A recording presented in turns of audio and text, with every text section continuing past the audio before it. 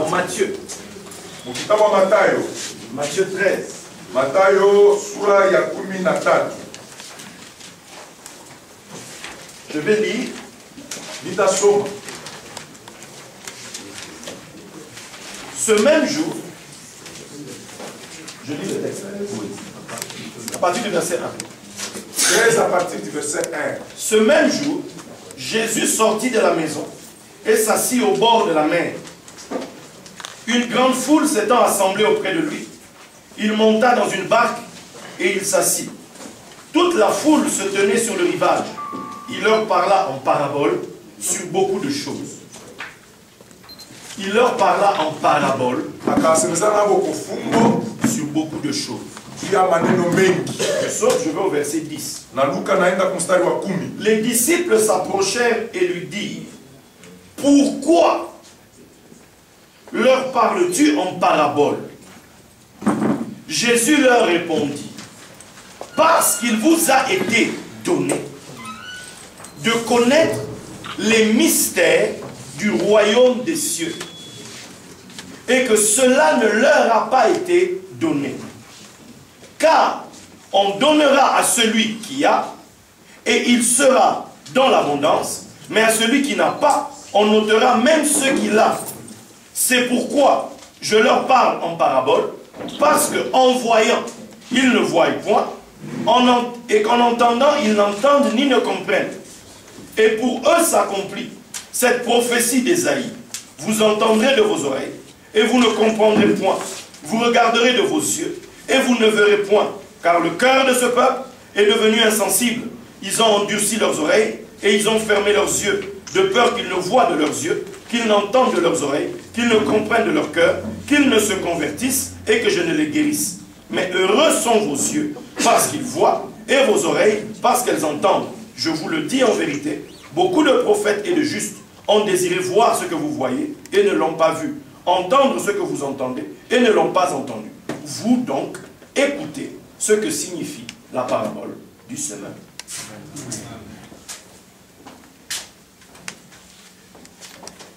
Excusez-moi. Il y a d'abord la prévention et tol. Il y a une mambo.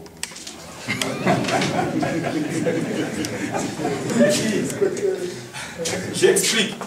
Ça s'appelle le talit. Talit. Le talit, c'était le vêtement de la prière que tout enfant d'Israël portait. Jésus le portait aussi. C'est quand vous voyez le verset de la femme qui perdait le sang, qui est venue toucher le bord du vêtement de Jésus. Elle touchait ça. Ici, ça symbolise la parole. Il se trouve des versets des Écritures en réalité. Donc quand elle touchait ça, elle touchait la parole. Vous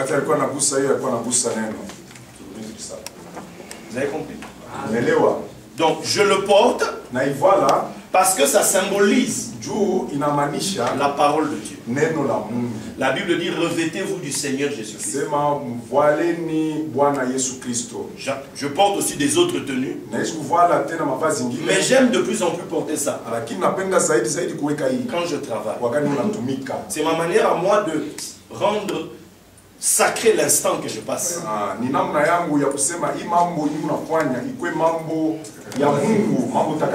Et pour montrer aussi de manière visible l'enseignement que je donne. Amen. C'est clair, hein? C'est pas au nom, c'est un fétiche.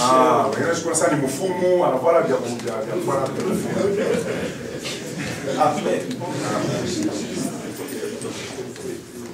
Tout à l'heure, je vous montrerai autre chose.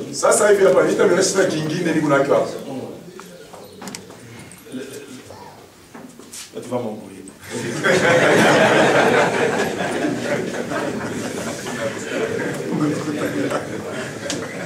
Quand je suis arrivé ici, Dieu m'a donné une vision. Et il fallait que je vous voie pour vous le dire. Il m'a montré ceci. Un grand voile noir qui est sur la ville. Sombre. Et j'ai vu une personne devant. J'ai vu une personne devant, na nikaona mtu kumbele, un homme de Dieu, mtu wa Mungu qui se battait alikuwa anakombana pour essayer de traverser ça. juu ya kupita ile pazia. Et il m'a été dit ceci. Na Mungu aliniambia mimi, Celui que tu as vu là, sasa ule unaona ule il représente tous mes serviteurs ici. njoo mwenyewe yeko naonesha kionyesha kwa watumishi bangu bote. Et on m'a montré le voile. Na bananyonyesha ile pazia. J'ai vu des traces d'huile. Na mimi naona malama ya mafuta sur le voile. iko juu ya ile pazia. Et il m'a été dit ceci. Na bakanyambia hivi. Ce sont tous mes serviteurs Sasa ni watumishi bangu qui bote. ont essayé de déchirer ça. Bale balipima njoo kupasula Qui ile ont pazia. essayé de passer. Balipima kupita Et ils sont morts. na balikufa Ils sont tombés. na bananguka. Vous vous battez depuis longtemps dans cette Mungu région. napigana vita tangu zamani muhimu kini. Pour beaucoup d'entre vous, il y a beaucoup de difficultés. Bengine katikati yetu bamingi tuko na magumu. Pour beaucoup d'entre vous, vos maisons, vos foyers, vous n'arrivez pas à prospérer. Bamingi katikati yenu, nyumba yenu, jamaa aiendelee. Dieu m'a donné une mission. Mungu alinipa sasa kazi. C'est vous donner les éléments Ni kumipatia sasa mambo pour qu'on déchire ce truc. ile inaweza kusaidia tuangushe ile pazia.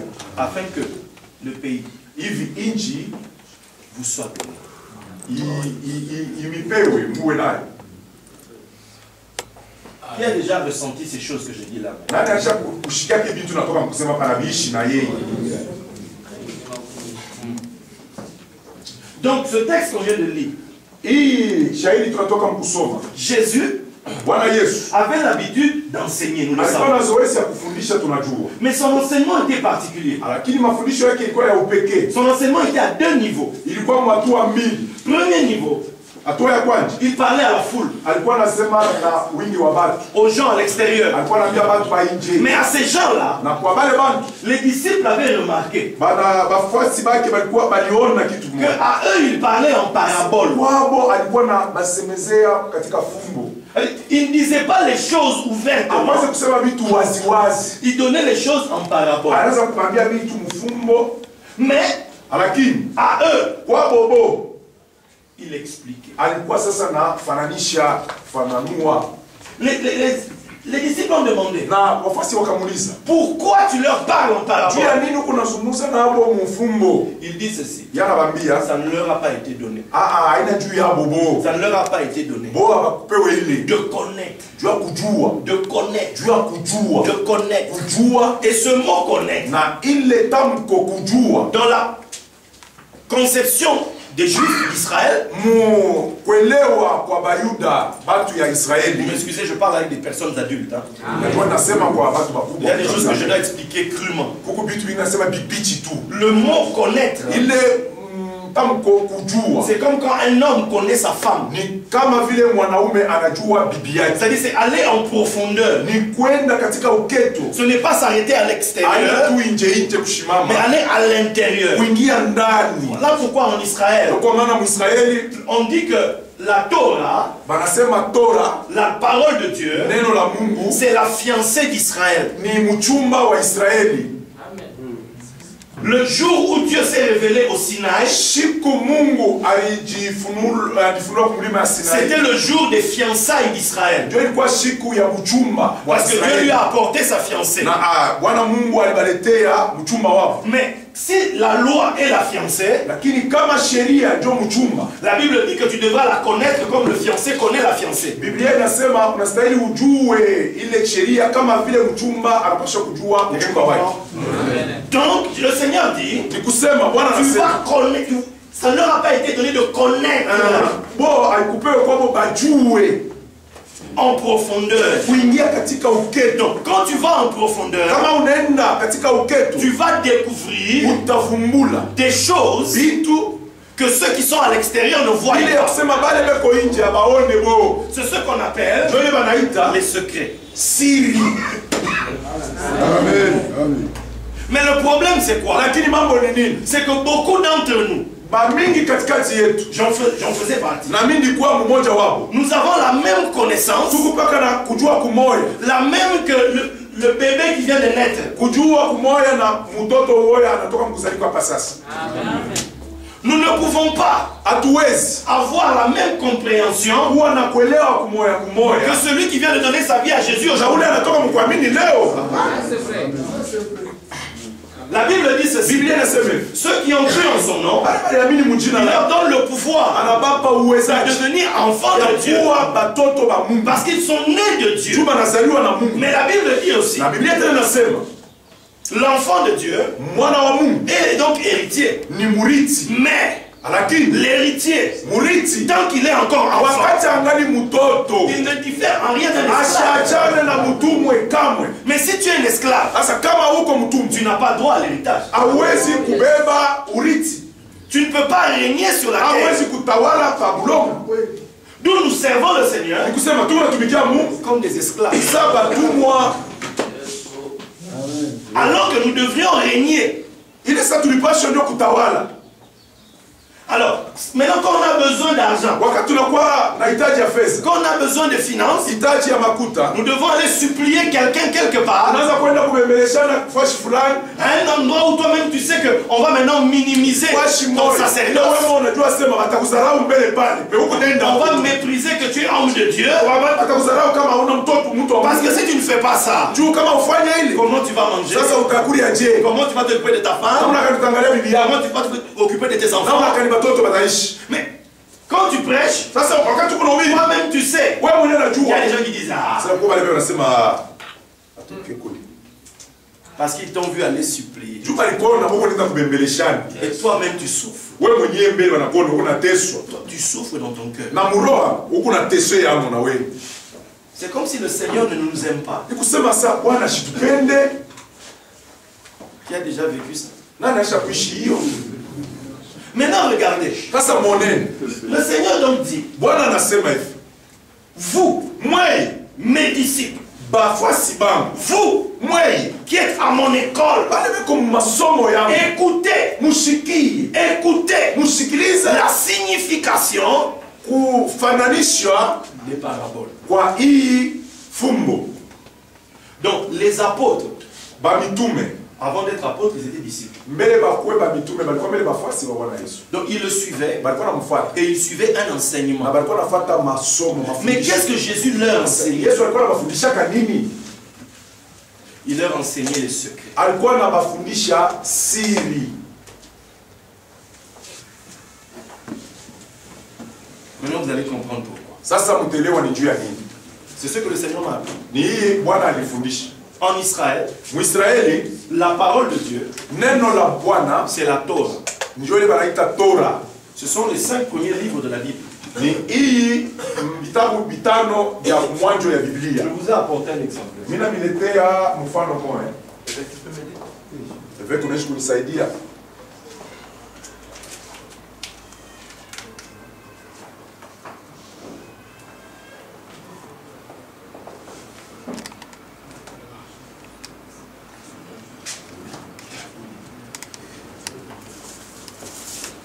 Voici une copie Oneni mfano de la Torah. ya Tora. Ça se présente comme ça. Ni hivi ndio iko inaonekana. Donc, quand vous voyez, il y a un voile ici. Kama mnaona pazia iko pale. Pour quelle raison? Juu ya nini? La Bible nous dit dans 2 Corinthiens 3, Biblia inasema mu 2 Corinthiens 3, lorsque nous lisons Moïse, wakati tunasoma Musa, un voile est jeté sur notre visage. asema pazia moja inatupwa pa macho yao. C'est-à-dire que la Torah, Ni kusema Tora, la parole de Dieu, neno la Mungu. David dit dans Psaume, ta loi, ta Torah est la vérité. David anasema muzaburi, asema neno lako, sheria yako ni ukweli. Mais cette vérité Sasa ile ukweli ne se promène pas nue. haitembei ye mtupu, Ça se promène toujours couvert. iko natembea yenye kufichwa. Voilà pourquoi Jésus dit, Ndio kwa maana Yesu si anasema vous gardez ma parole, kama mnachunga neno yangu, vous êtes vraiment mes disciples, Mungu zaidi bafasi alors vous connaîtrez la vérité. bale mutajua kweli, Vous connaîtrez la vérité. mutaijua kweli. C'est-à-dire vous entrerez en Kusema profondeur. mtaingia katika De uketo quoi? De la parole. ya neno, De la parole. ya neno, De la parole. ya neno. Vous connaîtrez la vérité. Mutajua ukweli Et alors la vérité na ukweli vous affranchira. itakufungua. Ce qui nous rend libres, Kile kiku natuacha c'est uhuru la connaissance de la vérité. ni kujua kwa ukweli. Or cette vérité Ile ukweli est cachée. iko yefuche, C'est le secret. ni siri. Quelqu'un est avec moi? Donc, Ni kusema quand ils devaient lire la Torah, wakati balistahili kusoma Torah, d'abord enlever le voile. ilibidi batoshe kwanja ile pazia. Banaitosha hivi, ndio sasa Torah inabakia. Donc c'était l'image, Ilikuwa ni alama qu'il y a un voile. ya kusema kuna kwa pazia. Donc pour que tu comprennes la parole, Juu usikilize neno, tu dois ôter le voile. unapaswa kuondoa ile pazia. Beaucoup d'entre nous, Bamingi katikati yetu nous lisons la parole, tunasomaka neno mais sans comprendre bila kuelewa qu'il y a un voile. kusema kuna kuwa ile pazia. C'est le problème que j'avais. Ni ile na mimi nilikuwa Que nayo. le Seigneur est venu pour me guérir. Ile Mungu alikuwa ndio Il dit, tu as un akunitunza. problème dans les yeux. Anasema kuna magumu Tu kumacho. ne vois pas comme tu devrais voir. Aone vile unastahili kuona. C'est ça qui nous tue. Na ndio ile unatuua. Vous connaissez cette femme Marie, Mnajua mwanamke Maria, la sœur de Moïse, dada yake ya Musa. celle qui avait mal parlé de Moïse Ule alisema mbaya quand il avait pris la femme éthiopienne. wakati C'est alibeba l'histoire. mwanamke wa Ethiopia. Qu'est-ce qui s'est passé? Ni nini ilipitia? Elle a été frappée de lèpre. Alipata bukoma. Elle a été chassée du camp pendant 7 jours. Alifukuziwa mkambi masiku 7. Elle est revenue le 8e jour. Alirudia siku ya 8. Ce n'est pas par hasard Haikukuja kwa ole ule kwa ghafla. que Jésus naît de Marie. Yesu mwenye kuzaliwa na Maria.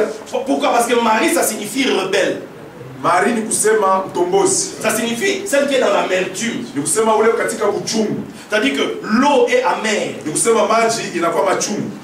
Pourquoi? Juu ya nini? Parce qu'elle parle mal de Moïse. Juu alisema mbaya na Musa. C'est une image. Ni alama. Nos vies sont amères Maisha yetu inakuwa parce que nous parlons mal de la loi. Tuko nasema mbaya juu Nous ya sheria. l'expliquons mal. Tuko na itafsiri mbaya. Jérémie un jour s'est plaint. Yeremia siku moja analia. Pourquoi ma plaie est-elle Juu continuelle? ya nini kidonda changu kinakaa Pourquoi ma kama souffrance ne juu ya s'arrête-t-elle nini pas? mateso yangu haimalizike? Qu'est-ce que Dieu lui a dit? Mungu alimwambia nini? Si tu sépares ce qui est précieux de ce qui est vil, Sasa kama unatenganisha vibaya na vizuri. alors Sasa ta bouche kinywa kyako sera comme ma bouche. kitakuwa kama kyangu. Or la Bible dit, Biblia inasema la vie et la mort uzima na lufu sont au pouvoir de la iko ni langue. kuwezaji ya La Bible dit, Biblia inasema tel qui parle légèrement, kule konasema kwa ole tu il blesse comme un glaive. eko na umiza kama mpanga. Est-ce que vous comprenez ça? Donc nos problèmes, Maneno yetu surtout nous là, zaidi sisi qui portons la wale parole, tunabeba neno viennent inakuya de nous parlons mal. juu tuko nasema mbaya. Amen. Amen.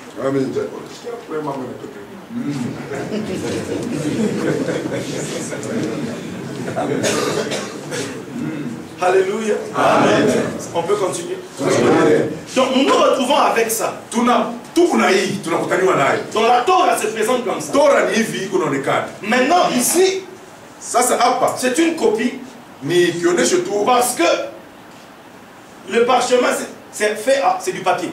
ni kusema ni mkanda nayo baliandika na papier. Mais en réalité, Na kweli la Torah, Torah yenyewe la Torah ile ça se fait avec la peau de vache. inafanyika na ngozi ya ngombe Et on écrit dessus avec l'encre. na banaandika pale yulu na wino. Voilà pourquoi eux-mêmes les Juifs disent Ndio kwa maana bobi nyeba ndio banasema que la Torah, sema Torah ça représente un homme.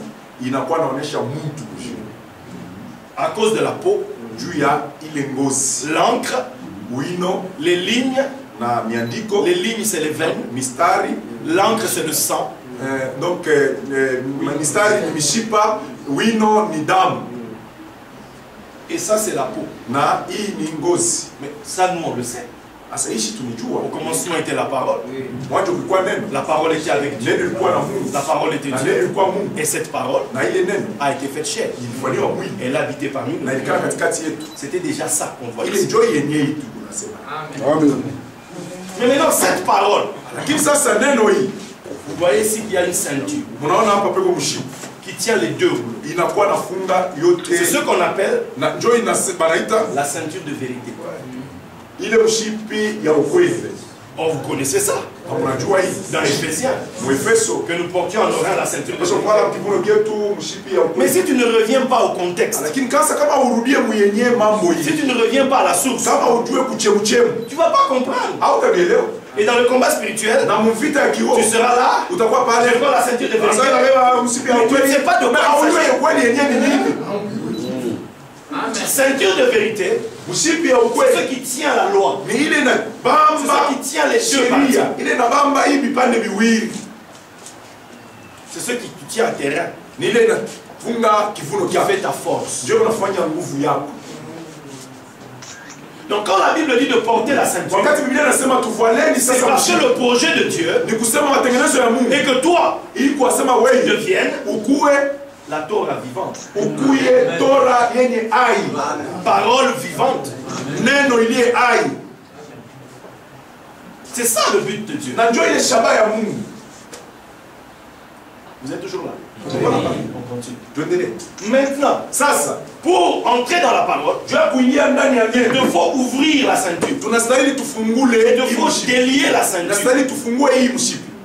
Mais délier la ceinture, ça signifie quoi? Dans la Bible, dans Job, il est dit, c'est l'Éternel qui délie la ceinture des rois. Parce que la ceinture des rois, c'est leur force. C'est leur connaissance des secrets. Donc si la force du roi ne tombe pas, tu n'entres pas dans le secret. Mais ici, regardez, il y a des couronnes au-dessus ici. Parce que pour les Juifs, le royaume des cieux, c'est ça.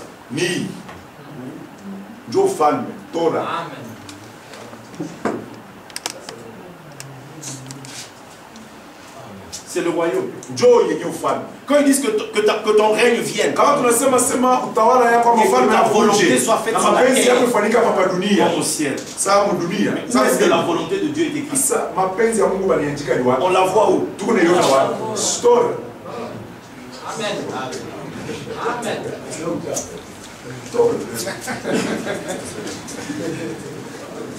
Quelqu'un est là? Donc maintenant, c'est donc, nous sommes en présence du roi. Le roi des rois. Le seigneur des seigneurs. C'est une représentation, bien sûr. Donc maintenant, pour entrer dans son secret, il te permet d'ôter la ceinture. Quand il enlève sa ceinture, il se livre à toi. Amen. Il se donne à toi. Quelqu'un est là. Amen. Maintenant,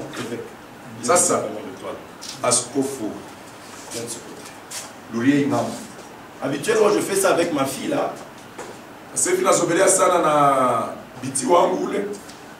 Qui est servante de Dieu dans mon ministère. En Belgique. Elle est femme mariée, elle a 4 enfants. C'est sa première fois qu'elle vient dans le ministère comme ça, sortir. Le fait d'écouter ces paroles, Dieu a mis en elle le don de la guérison. Dieu fait des grandes choses avec elle. Normalement, c'est elle qui m'aide ici. Comme elle filme,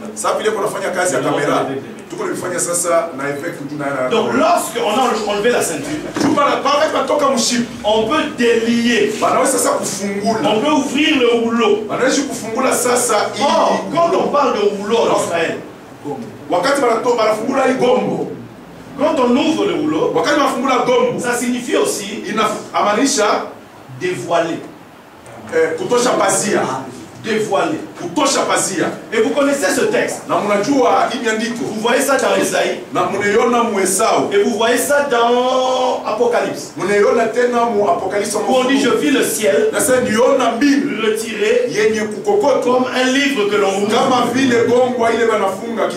Donc en réalité, quand on parle de nouveaux cieux, c'est en réalité un nouveau dévoilement de la parole. Une nouvelle ouverture. Les anciens cieux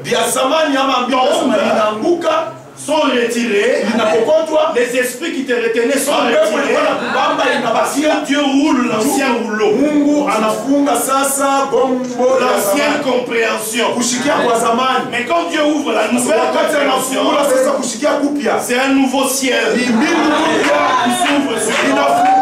Et je veux croire qu'un nouveau ciel s'ouvre ici. C'est un acte prophétique. C'est un nouveau ciel dans ton ministère. C'est un nouveau ciel dans ta maison. Que tu vois la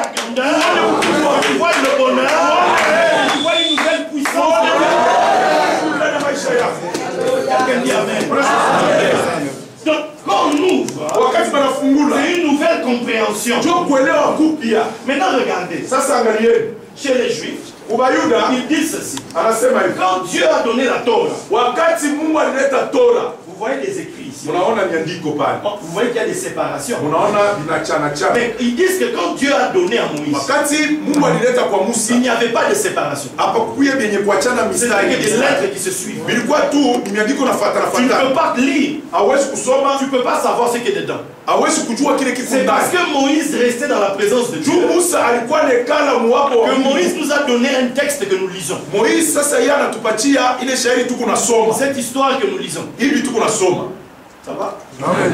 Bon, donc premier livre Sasa kitabu cha kwanza qu'on va appeler la Torah de ile l'Éternel, bataita Tora ya wa milele, tu ne peux pas lire. hawezi kusoma. Moïse vient enceinte. Musa anakuya anafundisha. Il va dans la présence de Dieu. Anaingia muwapo wa Il Mungu. revient avec un texte. Anarudia na miandiko. C'est ce que nous avons. Njoo hii tuko On nayo. appelle la Torah de Moïse. Nitasema neno ya Moïse ama Tora ya Moïse. Mais maintenant, Sasa leo il y a un troisième Torah. kuku Tora ya tatu.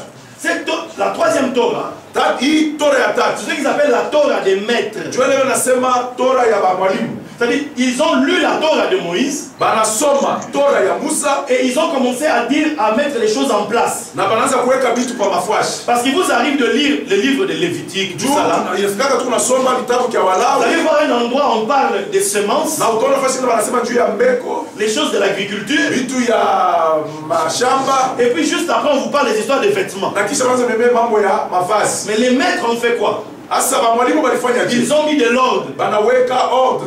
Ils ont dit tel texte ça va là, Banasema hii miandiko na sasa et yelo puis ils expliquent. na banafananisha. Là-bas c'est la tradition. Hii ni kusema kufananisha. C'est la tradition des maîtres Ni kufananisha kwa ba mwalimu en Israël. Muisraeli. Amen.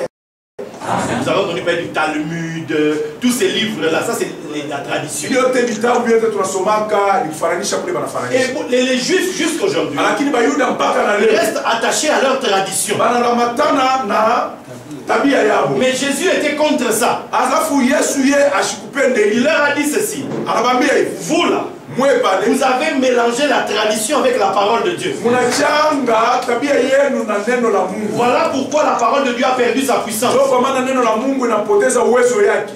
Moi, une des personnes qui m'a aidé, c'est un juif. Mie mmoja wa habari bananisaidia ni Aujourd'hui, ce monsieur-là me dit, yako naniambia hivi leo. tu es plus fort que moi dans les Écritures. Ase sasa unakuwa nguvu kunishindia mimi. Parce que nous, on nous dit de rester seulement dans la tradition. dushi tunabakia paka matabia. Mais maintenant, les maîtres eux-mêmes disent, Lakini ba mwalimu bobe wanasema peke yao. ils disent ceci. Anasema hivi. Nous attendons la quatrième Torah. Tuko na chunga Tora ya ine. La Torah du Messie. Tora ya Masia.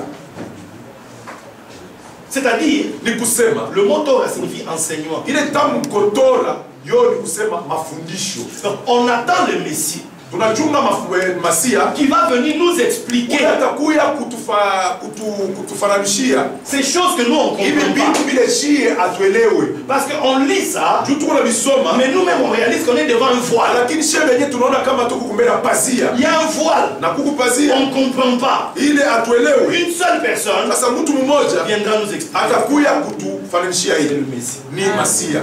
D'où ils disent, Na anasema pour eux le Messie, juu ya bobo ce Masia n'est pas un homme qui va venir pour faire la politique. haina mtu atakuja kufanya kisiasa. Ils n'attendent pas pour la politique. Ama mchunga ndio maneno ya Ils kisiasa. attendent Mchunga parce qu'en son temps, juu wakati ya l'étude de la Torah masomo ya Tora va être quelque chose de grand. itakuwa kitu kikubwa kia yulu. Tout le monde Batu bote voudra apprendre la Torah. batatamani kufunda Tora.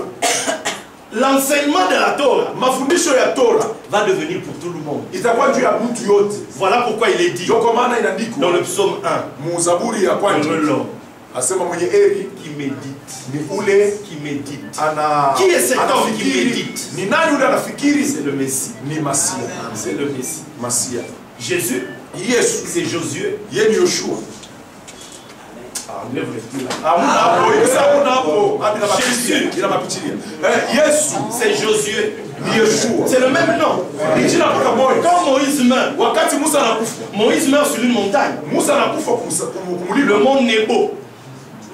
Nebo, c'est la racine de Nabi. Nebo ni kusema ni mzizi ya Nabii. nabii. C'est le monde de la prophétie. Ni tamko ya unabii.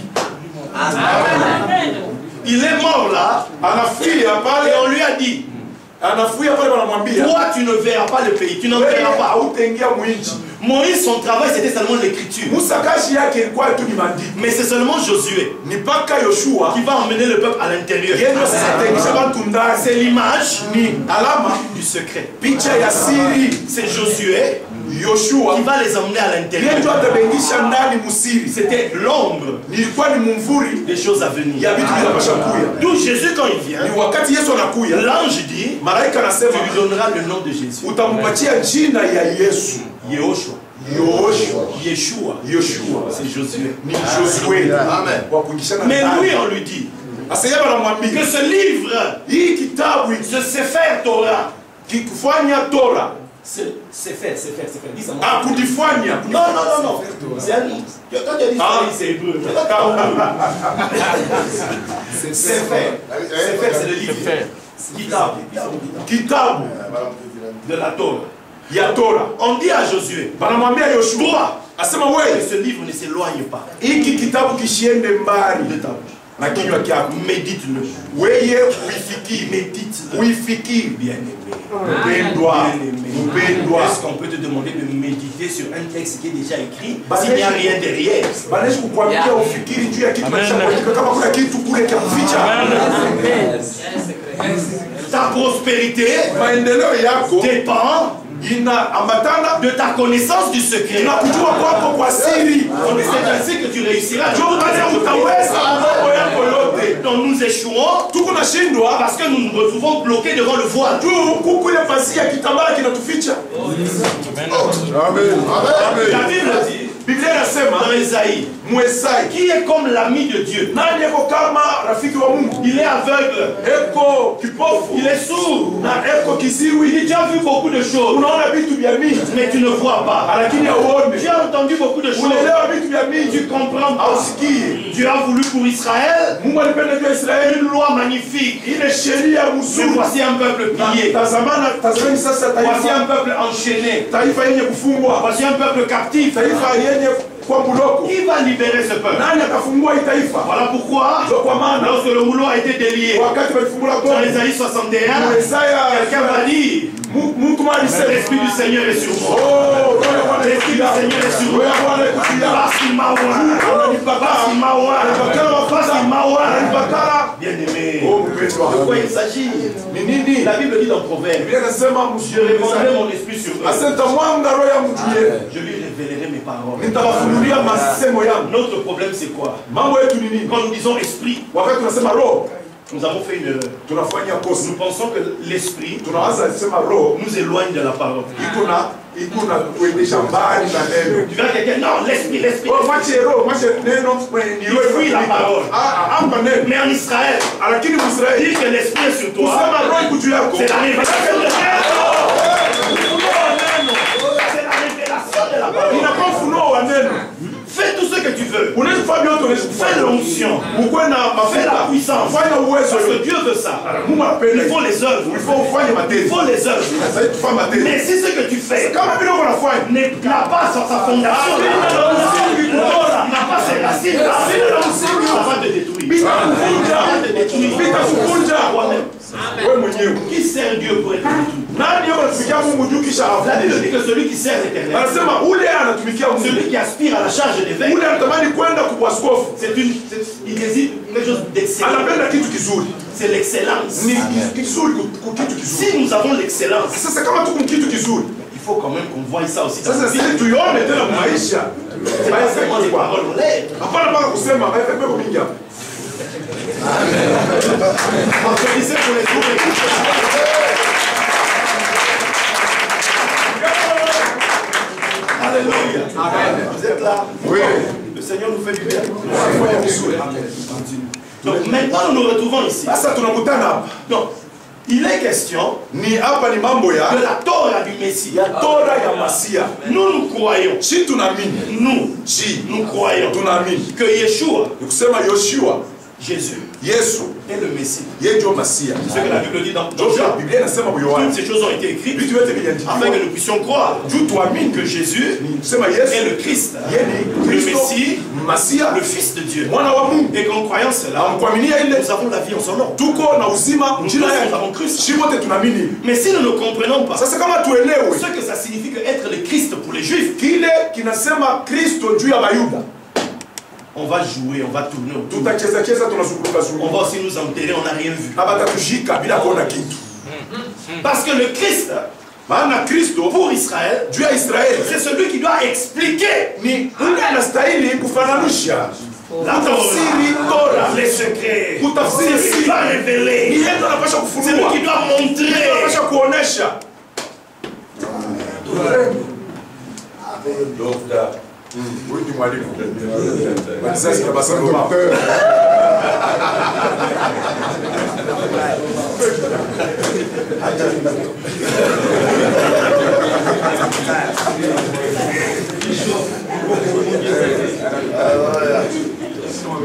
Vous vous souvenez de la Samaritaine? Unakumbuka mwanamke Msamaria Quand elle parle avec Jésus, wakati unasema na Bwana Yesu elle va lui dire, alimwambia nini?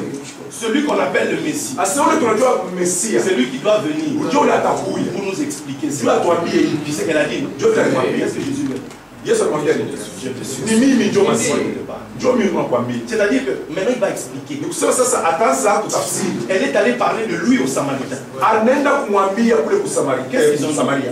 Anasema nini? Après l'avoir entendu. Kisha kumsikiliza. Il était venu ici parce que c'est toi qui as dit. Sasa alikuja hapa ni Joel. Mais maintenant, Sasa après l'avoir kisha mimi kumsikiza. nous reconnaissons que c'est le sauveur Dieu. Il vient sauver le monde du péché. Anakuwa kokoa nchi kuzambi. Mais le péché c'est quoi? Sasa zambi ni nini? C'est manquer le but du Shabbat de la Torah. La Bible dit que Christ, il est la fin de la loi. Non, pas mwisho. C'est en fait la finalité, le but. Kutimiza ukamilifu ya sheria. Ukamilifu ya sheria. Si je lis la Torah, Kama mimi nasoma Torah, les 5 livres de Moïse, ile vitabu tano ya et que Musa, je ne vois pas Jésus na dedans, kama mishone Yesu ndani, je suis un pécheur. ni kutezaji. Bangapi watetezaji? Regardez Esaïe. Sasa mshikie Yesaya. Esaïe a la révélation. Sasa anapata ufunuo. Quand il voit le ciel s'ouvrir, Anaona mbingu inafunguliwa. il voit le Seigneur sur le trône. Anaona Bwana juu ya kiti cha enzi. Et les anges qui disent Saint, Saint, Saint, Saint. Na malaika wanasema mtakatifu, mtakatifu, Mais mtakatifu. qu'est-ce qui se passe? Ni nini inapitikana? Lui il va crier, Dieu analalamika. malheur à moi. Asema ole kwangu Homme aux lèvres impures. juu ya midomo yangu iko uchafu. Et j'habite au milieu d'un peuple Na aux mimi lèvres impures. kati ya taifa yenye kinywa kibaya. C'est-à-dire nous parlons mal. Juu tuko nasema mubaya. Nous parlons mal. Tuko nasema mubaya. Il dit malheur à moi. Ole kwangu. Le malheur te visite. Ole kunakuja kwako. La malédiction est sur toi. Laana iko nakuja C'est kwako. pas parce que ton papa, ta maman, Haina juu baba yako kisasi upepo hapana. parce que tu viens de telle famille, telle Tuo famille, wote telle sasa famille. fulani. Acha bongo haina kule. C'est parce que tu parles mal. Hiyo yako inasema mubaya juu ya Torah.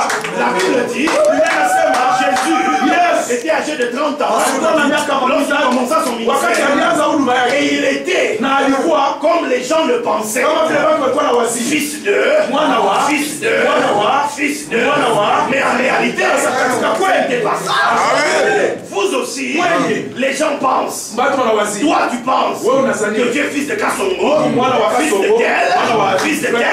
fulani. Nous, depuis que tu te bats là-bas, tu fais des liens avec ma sœur, avec cela. Mais en réalité, ça n'a rien à voir. La Bible dit que ceux qui naissent de la chair, mais ceux qui naissent de l'esprit, et ceux qui naissent de l'esprit, on ne sait ni d'où il vient, ni où il va. Or la Bible dit, Melchisedec, on ne sait pas qui est son père, on ne connaît pas son père, on ne connaît pas sa femme. C'est la même chose. Pourquoi? C'est comme Melchisedec. On ne peut pas te donner d'origine. On ne peut pas te donner où tu vas finir. Tu n'as pas d'origine charnelle. Il n'y a pas de lien physique sur toi. En réalité, ton seul problème, tu lis mal. Amen.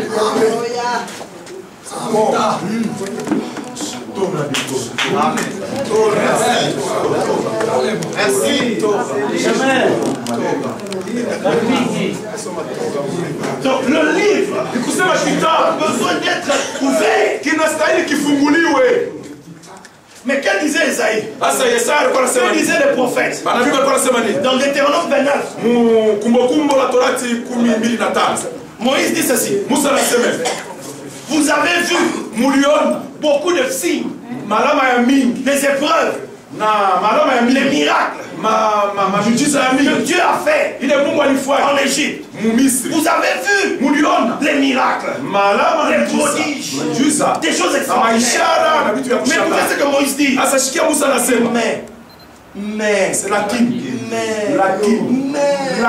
jusqu'à maintenant, l'Éternel ne vous a pas donné des yeux pour voir, des oreilles pour entendre, un cœur pour comprendre. La Bible dit, il a manifesté ses voies à Moïse, ses œuvres au peuple. Amen. Toi, tu veux être leader. Nous sommes les leaders. Le peuple là, il n'a pas le temps d'étudier la parole. Mais c'est nous qui avons été mis à part pour étudier la parole, pour prendre le temps à l'intérieur. Vous savez pourquoi? Je vous ai dit que la Torah s'est faite avec la peau de vache. La vache en hébreu, ça se dit para. Mais para, c'est le verbe qu'on utilise lorsqu'on dit soyez fécond. Soyez fécond. Donc la vache symbolise la fécondité, la prospérité. Donc, croire, découvrir les secrets, c'est ta prospérité. C'est là la clé de ton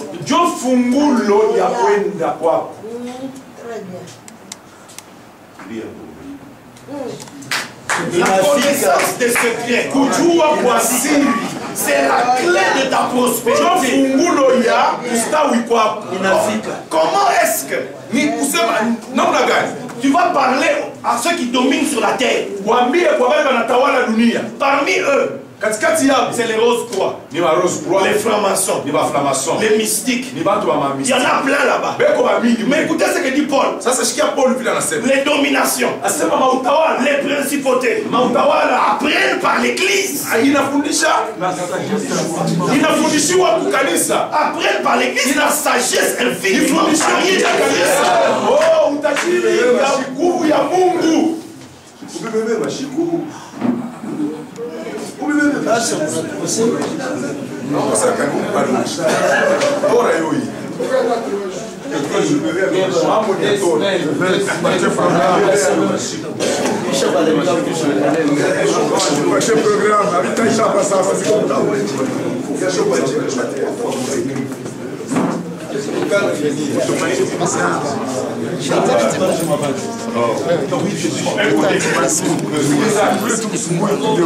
Le premier voyage,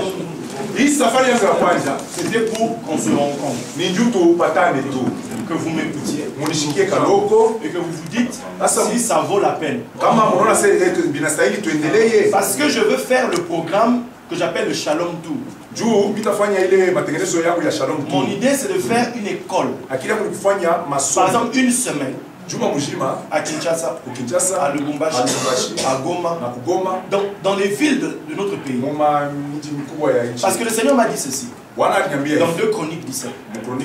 Il dit que le roi Josaphat, pour arrêter tous les ennemis de Juda, il a envoyé des chefs pour enseigner la Torah dans toutes les villes de Juda. Quand on enseigne la Torah, nous réveillons quelque chose. La terreur de l'Éternel. Et la terreur de l'Éternel va saisir tous nos ennemis. Et plus personne ne voulait faire la guerre à Juda. C'est la chose que Dieu m'a dit de faire. Pour que le Congo soit libéré. Enseigne ces choses. fundisha hivi bintu va vers mes serviteurs. uende kwa watumishi bangu. C'est nous qui avons la clé. Nishi ndio tuko na ufunguo. Amen. Nishi. Amen. Nishi. Amen. Tu peux applaudir, c'est nous qui avons la clé. En réalité, Kweli kweli la survie d'un pays kuishi kwa nchi dépend inabatana de ce qu'elle fait de la Torah. na ile iko nafanya na Torah. Ile nchi kunafanya na Torah. J'enseignerai ça quand on viendra à l'école. Nitakufundisha wakati tutaanza Et à masomo. cette école, je ne serai pas seul. Na mimi masomo shitakuya peke yangu. Je viendrai avec des Américains. Nitakuwa na watu wa Je Amerika. viendrai avec un frère congolais comme vous et moi qui aussi a étudié comme moi. On viendra pour enseigner. C'est-à-dire que qu'on se communique ça. On ne viendra pas ici pour... Non. Non. On viendra pour partager ça. Selon les moyens que Dieu va nous donner. Faire même une semaine. Qu'on sera là. On va partager les choses. On viendra avec des documents. Avec des choses. Pour chacun d'entre nous. Est-ce que vous êtes d'accord? Oui. C'est ce que nous voulons faire. Amen. Donc, je peux continuer maintenant? Donc, si tu as compris que Yeshua, c'est l'enseignant des secrets, c'est ça qui fait de lui le Messie. Voilà pourquoi dans Isaïe on dit, je t'établirai pour être la lumière des nations. Quand on dit lumière, c'est-à-dire que tu vas être l'enseignant pour faire cesser les ténèbres. Les ténèbres, c'est l'ignorance. Mais que dit le livre de Osée? Mon peuple périt parce qu'il lui manque quoi? Et la connaissance là, c'est la connaissance cachée. C'est le mot du Da'at en hébreu. C'est la connaissance cachée. Et parce que tu as rejeté la connaissance, tu seras dépouillé du sacerdoce. Qui veut qu'on lui dépouille de son sacerdoce? Notre sacerdoce, le fait d'être prêtre, dépend de notre connaissance des secrets. Comment vous voulez, sincèrement, quand nous prions, moi j'ai entendu, avant je priais comme ça, au tout esprit des Rose-Croix, esprit de franc-maçon, je chasse, je lis, depuis qu'on a fait ça. On a avancé en quoi? Le Rose-Croix là, le franc-maçon là, lui il sait que la Bible que tu lis, c'est un symbole. Ça cache des choses. Un jour j'ai rencontré l'ancien président des Rose-Croix de France, qui est devenu maintenant chrétien. Il m'a demandé, quand il m'avait écouté parler, déjà il parlait à son ancien disciple qui est resté là-bas. J'ai rencontré cette femme au téléphone. Et cette femme me dit qu'elle va à l'université. Elle a déjà 50 ans passés. Elle a 60 par là. Cette femme dit qu'elle retourne à l'université. Je lui demande pourquoi. Elle me dit qu'elle va apprendre l'hébreu. Je dis pourquoi? Elle dit pour mieux lire la Bible. Rose-Croix, qui parle comme ça. Je dis pourquoi vous voulez lire la Bible? Elle dit la plupart des traductions qui sont en français sont mal traduites.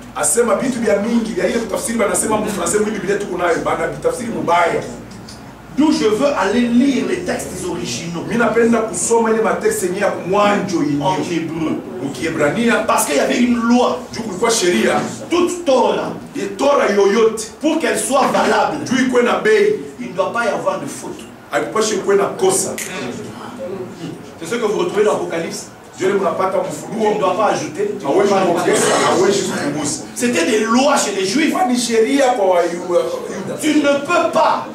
S'il manque ne fût-ce qu'un point, Kama kuna kosa tu ka nukta kamoja, tu dois emmener la Torah au cimetière des Torah. urudishe ile Torah uende nayo ku makaburi ya matora. Et une Torah véritable, Na Torah ya bya kweli, ça prend un an pour l'écrire. anabebaka mwaka mzima njoo kuandika. Chaque fois qu'on arrive devant le nom de Dieu, Wakati banafika kumbele ya jina la Mungu, celui qui écrit ule unaandika ule doit aller se plonger dans l'eau. anapaswa mbe kwenda mumai kujitupa hapo. Ça prend un an. Asina beba mwaka mzima. La Torah, Torah ça coûte inakuwa na bei pour en avoir ne fût-ce que un. njoo kupata tu moyo. Le minimum c'est 30 000 €. Kidogo kidogo ni 30 000 euros. Zaidi ya 30 000 dollars. Plus que 30 000 $. 36 000 $ pour avoir une Torah. Njoo upate Torah moyo. Maintenant imaginez que nos ennemis, Asa wazia nos adversaires, adui betu eux ont compris boba lieleo qu'il faut qu'ils aillent lire, bende bakasome qu'ils apprennent. kifunze, Parce que nos textes sont mal traduits. maana hii miandiko tuko nayo bani tafsiri mubaya. Exemple. Mfano, Au commencement, Dieu créa les cieux et la terre. kale kumwanjo Mungu aliumba mbingu na dunia. Mais le rabbin, quand il lit ça, Nasema barabe kama anasoma hii il trouve dedans encore deux autres. Il y a plusieurs textes, je vais vous en donner deux. banakutamo bya mingi, mimi nimepatia mbili. Là où on dit les cieux et la terre, Anasema mbingu na dunia se cache aussi inafichwa nayo le feu et l'eau courante. moto na maji ile unateremka. Au commencement, Kumwanjo Dieu fit Mungu alifanya le feu moto et l'eau courante. na maji yenye kuteremka. Il trouve encore autre chose. Na banapata mkitu Au kingine. commencement, Mwanjo Dieu Mungu créa aliumba 6. 6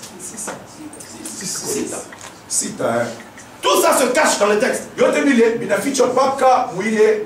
Pourquoi? Juu ya nini? Parce qu'en hébreu, Juu mkiebrania l'alphabet hébreu, misemo ya Kiebrania je peux parler, hein? mimi sikusema Il n'y a pas de voyelle. amuikalake mavoyelle ma Et il n'y a que des consonnes. mpaka ma consonne. Donc, quand pour écrire un mot, Asajua kuandika tu tamko moja. il te faut au moins 3 lettres. Na stahili unaandika ta miandiko tu ta. Mais quand tu as les 3 lettres, Na kama unaandika miandiko tatu, tu peux sortir de là 5, 6, 7 unaweza mots. mule ata 7 5 ya matamko kupitia tu miandiko tatu. Alors dites-moi, Asa mushikie le mnyambi. monsieur qui a traduit ta Bible en français, Ule aliandika Biblia yako mkifransi. pourquoi est-ce qu'il a choisi qu'un mot au lieu Unajua de nini 6 autres? chakula paka moja ile wewe unasikia pale pa ile nyingine. Voilà pourquoi tu dois méditer. Ndio kwa maana unastahili ufikiri. Voilà pourquoi tu dois étudier. Unastahili ujifunze. Afin que tu entres dans la profondeur. Juu uingie mu profondeur. La Bible dit dans Isaïe, Biblia inasema mu Yesaya, un peu ici, kidogo hapa, un peu là-bas. kidogo huko. Ça sera précepte sur précepte. Sasa itakuya sheria na sheria. C'est de quoi on parle? Ni banasema ni nini? Quand tu médites, Kama unafikiri, tu vas faire comme Jésus. utafanya kama Yesu. Commençons dans Moïse, Unaanzia kumusa, commençons dans la Torah, twende kutora et allant dans les prophètes, na twende za manabii jusque dans les psaumes. mpaka na kumazabu. Il va leur parler Na atasema de ce qui le concerne. mambo yote na Il mwangalia va yeye. prendre un peu ici, Anabeba huku, un peu là-bas, anabeba huku, et il va sortir na anatoka un autre texte. miandiko C'est ce hili. texte-là Na ile miandiko qui fait sa force. ndio itafanya nguvu yake. Mais nous, Sasa wewe nous avons oublié quelque chose. tunasabu kitu fulani. Nous sommes retombés dans la tradition. Tunaanguka tena mu matabia. Alors que Jésus combattait la tradition. Ile saa Bwana Yesu alikuwa anakombanisha tabia. Exemple. Kwa mfano, Les Juifs te disent ceci. hapa Waishifu wanasema hivi. Que les deux rouleaux, Hii gombo mbili, les deux rouleaux gombo mbili symbolisent inakuwa nafananisha la droite et la gauche de Dieu. kuume na kushoto ya Mungu. La droite de Dieu, Kuume kwa Mungu c'est la bonté, ni wema, c'est la faveur, ni neema, la grâce. ni neema, rehema. La gauche, Na kushoto c'est la colère, ni kasirani, c'est asira, la puissance, ni uwezo, la rigueur de Dieu. ni nguvu ama makali ya Le Mungu. jugement. Kiswahili. Ni hukumu. Ça va? Maintenant, regardez. Sasa tazameni, Ce sont les deux piliers. hii ndio manguzo mbili. Mais quand les deux sont là, Sasa kama viwili bibi kwa toi, tu ne dois pas regarder les deux. wewe utaangalia viwili, Tu dois regarder au milieu. wewe unaangalia katikati. Voilà pourquoi l'arche de l'Alliance, Ndio kwa maana ile sanduku la il y agano avait deux anges ulikuja kwa malaika qui wawili, sont comme ça. walikuja hivi, Les deux là. wawili, walikuja hivi. Mais où est-ce que ça se jouait? Sasa vilikuwa nachezeka wapi? Yote ilikuwa kwa mji ulikuwa mama. À Golgotha. Golgotha, Yesu katikati. Tora. Et qu'est-ce qui se passe? Un à droite, un à gauche. Et il y en a un à qui on a dit aujourd'hui tu seras avec moi. C'est la faveur de Dieu. Mais l'autre, il a eu la colère. C'est la Torah qui est ouverte. Voilà pourquoi il est dit sur la montagne, le voile qui couvrait toutes les nations sera déchiré. Sur la montagne, sur la montagne, c'est là que le voile se déchire. C'est là que nous avons la révélation. Parce que c'est Jésus qui est la révélation. C'est Jésus qui nous donne le dévoilement. C'est Jésus. On dirait que vous n'êtes pas là.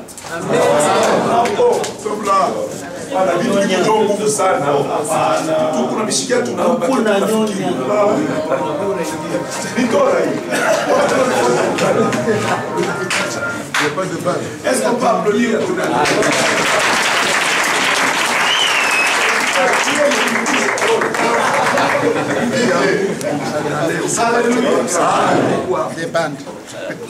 Golgotha.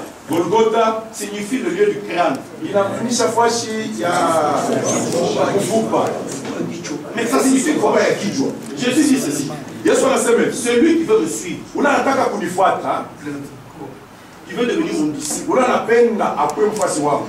Puisqu'il y avait la foule, mais la foule le suivait. Mais quand il parle quoi? Et maintenant à ceux qui veulent devenir ses disciples, il y a ceux qui viennent à l'église pour les miracles.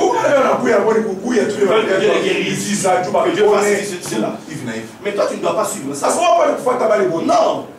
C'est ce qui nous cause des problèmes. Nous laissons les chrétiens diriger notre ministère. Nous laissons ceux qui viennent à l'église devenir ceux qui conduisent notre vie, qui décident de ce qu'on doit faire. Ce ne sont pas eux qui doivent décider de leur vie. Non, non. C'est le Seigneur. Il dit, celui qui veut me suivre, il veut devenir comme mon disciple. Or, que dit la Bible dans Luc? Un disciple accompli sera comme son maître. Un disciple qui a achevé l'école, pas qui a fui. Est-ce que vous savez qu'il y a un mot dans la Bible qui parle des grenouilles là? Dans l'Apocalypse, on dit des esprits des démons, c'est des grenouilles.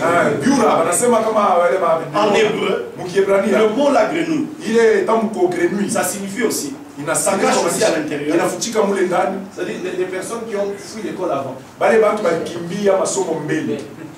Ils n'ont pas attendu que ça finisse. Ne sois pas un démon.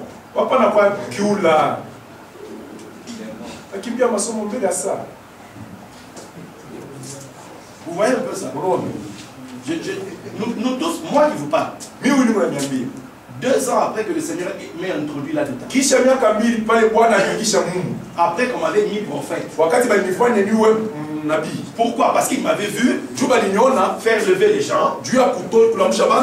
Non, faire tenir debout. Et dire toi, il y a ça, ça. Toi, il y a ça, ça. Toi, il y a ça, ça, ça. Mais 2 ans après, je vois l'Esprit du Seigneur venir. Il dit maintenant je t'apporte ce que tu as demandé. Je le vois aller à ma boîte aux lettres. Je vois, on me fait comme un zoom, mes yeux voient ma boîte aux lettres.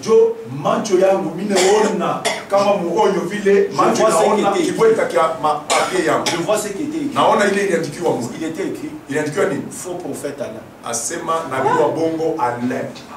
Il dit quoi? Donc quand les démons passent ici, les sorciers passent ici, eux ils savent que le gars qui est ici là c'est un faux prophète. Voilà.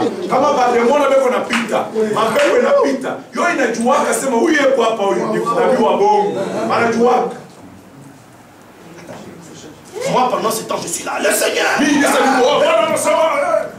Faux prophète. Les démons nous connaissent. Ils savent qui on est. Vous n'avez pas vu les 7 fils de Sheba? Jésus, on sait qui c'est. Paul aussi, on sait qui c'est. On les a frappés. Combien parmi nous ici, le ministère cause des problèmes? Et puis on est là, non, c'est à cause du ministère. Non, on ne nous connaît pas encore. Qu'est-ce qu'on dit dans l'Apocalypse? Le vainqueur, je confesserai son nom devant mon Père et devant les anges. Parce qu'il y a le jour, quand tu finis l'école, on te prend, on dit celui-ci, c'est mon fils. Celui-ci, c'est mon disciple. C'est mon étudiant qui a terminé. Maintenant, il donne l'ordre. Écoutez-le. Toute la création fléchit. Partout où tu vas, on sait.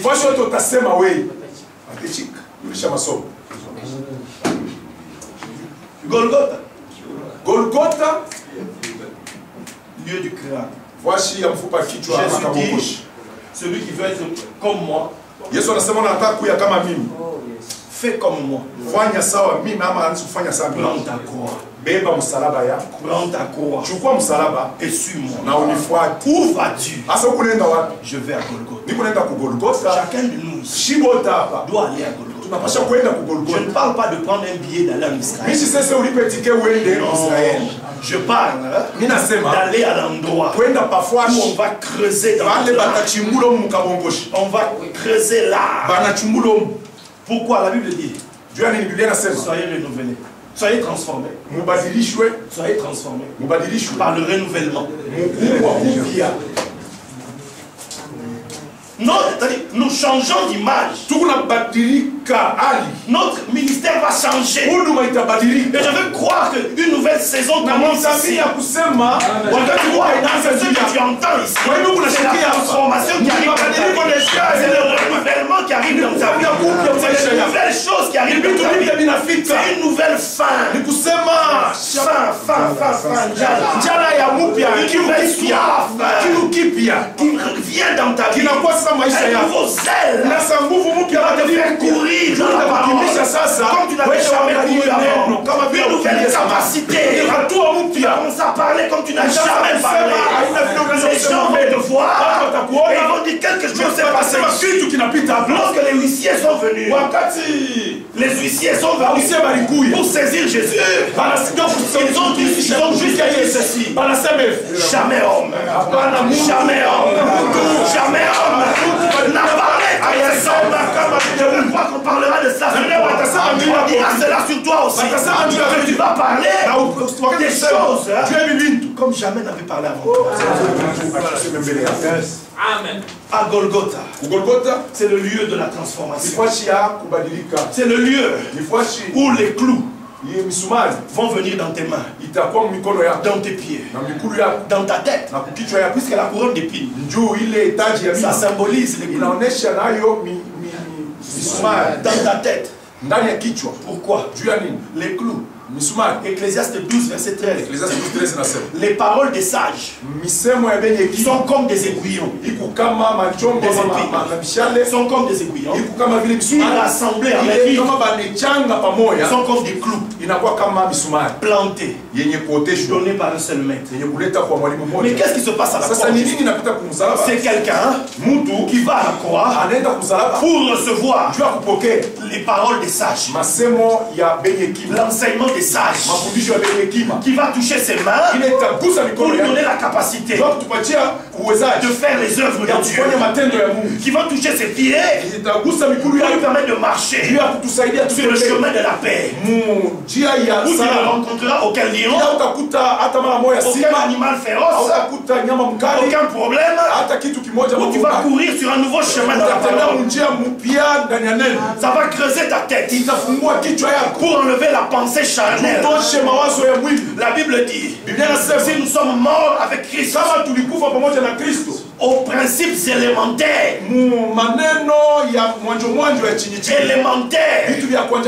écoute-moi bien, la Bible dit, vous qui depuis longtemps devez être des maîtres, vous en êtes encore au lait. Et celui qui est au lait, c'est un enfant. Et on ne peut pas hériter hatuwezi On kuliti, ne peut pas. hatuwezi. Parce qu'on est des enfants. Ni watoto. Et on nous reconnaît dans notre bouche. Na banatujulia kupitia kinywa Dans chetu. notre bouche. Ukinywa. Pierre, Petero on l'a reconnu. alimjua. On dit tu parles comme lui. Huku nasema saa yeye. Il a voulu changer son langage. Anafia kubadilisha kusema. Mais plus tard, Mekisha tena. devant les sacrificateurs, Mbele ya bakuhani. on les reconnu Banamutambua pour tena. avoir été avec Jésus. Sio alikuwa na Yesu. Oh, si nous sommes avec Jésus, Kama tuko na Yesu. on a un langage particulier. On a une manière de parler particulière. Kusema ya kuachana. On révèle les secrets. Banafunua masiri. Les secrets de la Torah. Masiri ya Torah. Un jour, Siku moja. en 2003, En 2003. j'ai vu Milioni. dans ma maison un esprit qui était là. Nyumba yangu pepo iliingia. Je me vois en esprit. Mimi najiona mu kiroho. Comment j'ai Kama cheti. Chukua Torah. La Torah est une femme. Torah ni mwanamke. Prends avec la droite. C'est de sa droite qu'il a donné. On porte ça à droite. Bana bebe yaka kuume. Torah. Voilà pourquoi Jésus est assis à droite. Ndio maana Bwana Yesu anaita kuume ya Mungu. Amen. Écoute-moi. Le Seigneur veut qu'on change de mentalité. Mungu anapenda tubadilishe hali ya kwanza. Qu'on quitte la mentalité des enfants. Tutoke mu mafikiri ya batoto. Qu'on quitte de l'apparence. Tutoke mu hivi ya kuonekana kwa macho hivi. Et qu'on aille plus loin. Sasa twende mbali usionekane. Paul dit, Bwana anasema nous prêchons cette sagesse tuko na ubiri au milieu des matures, mbele ya batu benye au milieu des kukomea. parfaits. Batu benye kukamilika. Cette sagesse mystérieuse et Hii cachée hekima ya siri na yenye kufichwa. que les princes de ce monde n'ont pas Hii connue. kama badunia hapa bakujue. Parce que s'ils l'avaient connue, Tu kama balijua. ils ne l'auraient pas crucifié. Abakupasha Parce kumtunjika. qu'en le crucifiant, Walimtunjika. ils nous ont donné, c'était le signe de l'école. Wakati wanamtunjika ilikuwa ni alama ya masomo. Dans la croix, Msalaba c'est l'école des secrets. ni masomo ya siri. Souffrir la croix, Kuteswa ndio ce msalaba. n'est pas tomber malade. Haina kuanguka Ce n'est magonjwa. pas être dans des problèmes. Hapana kuwa na maproblemu. Non, c'est souffrir l'école. Ni kuteswa masomo. C'est accepter que ta chair soit Kunjika. cassée. Asema mwili yako itoboke. Parce que la chair, Juu mwili c'est le voile. njoo yenye pasia. Si le voile ne se déchire pas, Kama pasia haipasuki. si la compréhension charnelle ne se déchire pas, Kama kuelewa kwa kimwili hakupasuki. je suis toujours charnel. Niko kama wa kiroho. Même si je suis un bon Wa religieux, kimwili.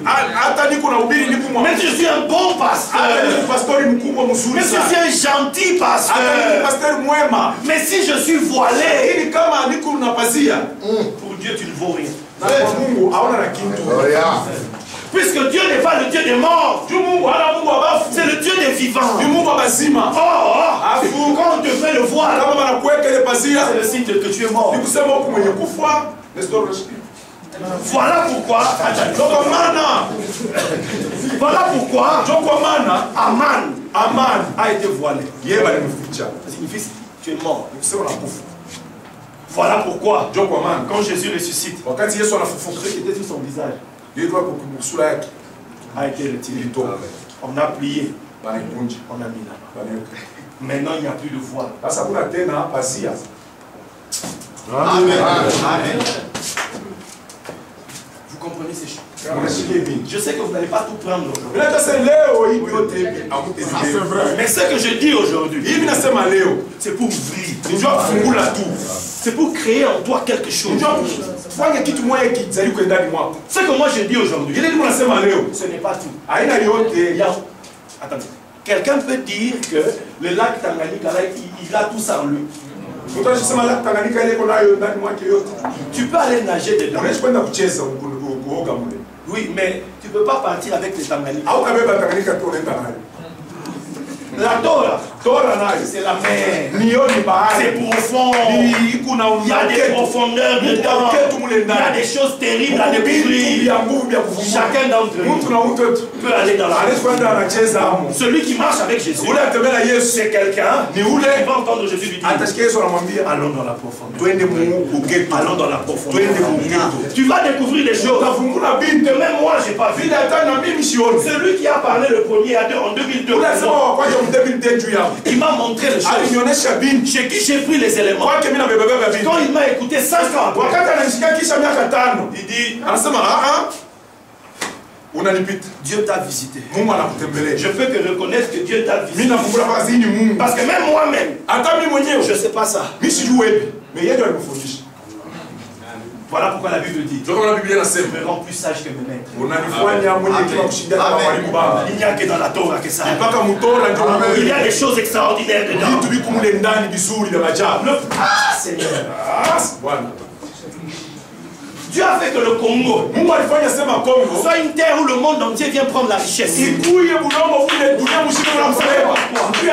C'est pour tant que nous là, nous ne faisons pas sortir de nous les richesses, les trésors qui sont en Christ, mystère de Dieu dans lesquels sont cachés les trésors de la connaissance. Notre pays sera toujours dépouillé. Toujours dépouillé. Toujours, je vous dis. Je vous dis toujours. Parce que Dieu nous oblige au Congo. Nous devons être l'expression de notre terre. Quand on te verra passer, parce que tu as été fait avec la terre, en toi, il y a l'or, il y a l'argent, il y a le diamant, il y a le pétrole, il y a le coltan, il y a la haute famille, il y a le cuivre, il y a tout en toi. C'est spirituel. En réalité, ces choses-là représentent les trésors de Christ, les trésors de connaissance. On attend du Congo une révélation, un dévoilement de la parole. Voilà pourquoi il est dit que le peuple qui habite au-delà du fleuve de l'Éthiopie, de ce peuple-là, viendront des offrandes. Ils apporteront des offrandes. Un des mots pour offrande. Un des mots pour offrande en hébreu.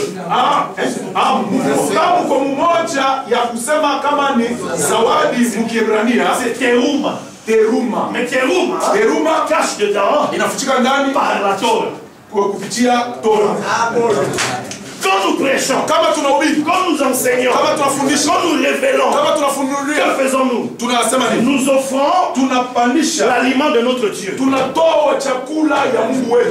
offrons la révélation. Quand je parle là, c'est mon offrande. C'est mon offrande. Quand tu parles, c'est l'offrande. C'est toi. Quand tu parles, tu fais descendre le feu. C'est toi. Quand tu parles, tu fais descendre le mouvement angélique. C'est toi. Quand tu parles, tu libères la gloire dans le pays. Mais si tu parles mal, tu amènes la malédiction. Voilà pourquoi le souverain sacrificateur devait aller au-delà du voile. Là-bas, il parlait mal. Et c'était une année de malheur. Au-delà du voile. Si nous n'avons pas accès au secret du royaume, nos églises vont tourner toujours. Les esprits autour de nous vont nous regarder, vont nous faire. Nous ne pourrons pas les dominer. Jésus chassait les démons par le doigt de Dieu. Ce qui dit, non? Si je chasse les démons par le doigt de Dieu, c'est que le royaume est venu parmi vous. Un autre texte dit, si je chasse par l'esprit de Dieu, c'est que le royaume est venu. Donc l'esprit de Dieu et le doigt de Dieu, c'est la même chose. Mais le doigt de Dieu, c'est quoi? En Israël, lorsqu'on ouvrait la Torah pour lire, il y avait un bâton avec un doigt pour lire chaque lettre, pour ne pas se tromper. Donc le doigt de Dieu te permettait de bien lire, de bien comprendre. Amen. D'où il dit, l'esprit de Dieu L'esprit de vérité.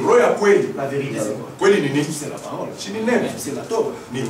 L'esprit de la vérité vous conduira dans toute la vérité. À l'intérieur de la parole. C'est ça là. La révélation des secrets qui chassent les démons. Parce que les démons, ce sont les dieux des nations. Et eux, la différence entre les nations et Israël, c'est la Torah. C'est le livre. Là où il y a un esprit qui n'est pas l'esprit de vérité, on n'aime pas la parole. Dans nos villages, il y avait aussi des gens qui ont des esprits, qui voient des choses, qui disent des choses. C'est ça ou c'est pas ça? Alors, tu vas me dire que tu deviens serviteur de Dieu. Tu fais les mêmes choses. Non, Kwanguka, c'est pas le problème. Kwanguka, c'est un signe. Parce que Dieu veut faire tomber les raisonnements. Quand vous voyez ces signes-là, c'est que dans cette région-là, Dieu veut que les raisonnements changent. Les raisonnements tombent, les forteresses tombent. Amen. Amen. Ce sont des signes.